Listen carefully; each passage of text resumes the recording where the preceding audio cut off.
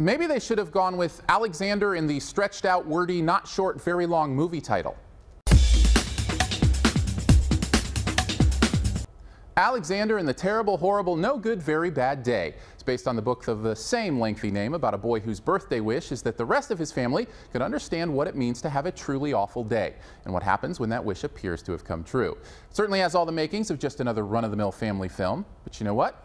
I really kind of liked it. I think there's a sweet spot of silliness that these movies can find, where they're genuinely outlandish and fun, but don't quite go so far that you're rolling your eyes. It reminds me a lot of movies like Steve Martin's Cheaper by the Dozen, where it's nothing spectacular, but it makes for a good 90 minutes of amusement. It's a tricky balance to find, especially in a movie like this, where it's literally a comedy of errors. For this movie to have this many things go wrong on one day could easily feel forced or manufactured, but the story does a great job of resetting us with the family dynamic between each catastrophe. And it does it quickly. Don't underestimate the power of a movie that doesn't take too long to get us from one plot point to the next. Of course, it also helps that the cast is absolutely hilarious. Carell is so good in everything he's doing these days, and both his heart and humor are on full display here. Jennifer Garner is the mom, and she's perfect for that role, as are the kids at the center of it all. Add to that a beautiful message about how the love of family is strengthened during both easy and hard times. It was hard for me not to have a great experience with Alexander and his crew.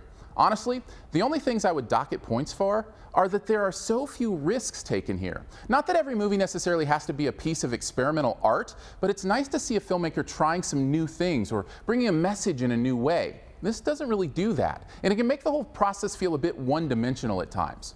Basically, this movie is peanut butter toast. There's something very basic about it, in the same way you might have peanut butter toast for a meal. It's nothing special, but sometimes slapping some Jif on a piece of toasted bread just feels right. If you're looking for a three-course meal, you've come to the wrong movie. But if you're thinking a simple snack might do, you might just find your fill.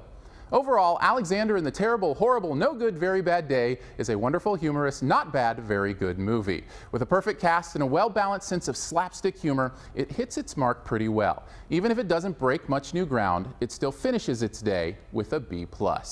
Thanks for checking out this Your Movie Friend review. Stay tuned for this review's Best Ever Challenge here in a bit. First, I want to throw some stuff up over here that you can click on.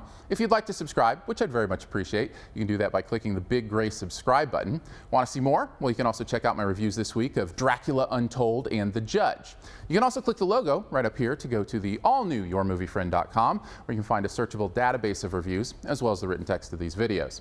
And finally, this review's Best Ever Challenge. This is where you name the best movie ever in a particular category, and also try to identify my choice. What is the best movie with a long title ever?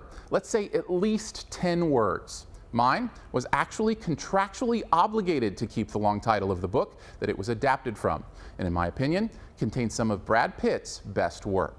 Drop your own answer and a guess at mine in the comments, and the first person to guess mine does get a point. Thanks, and please subscribe.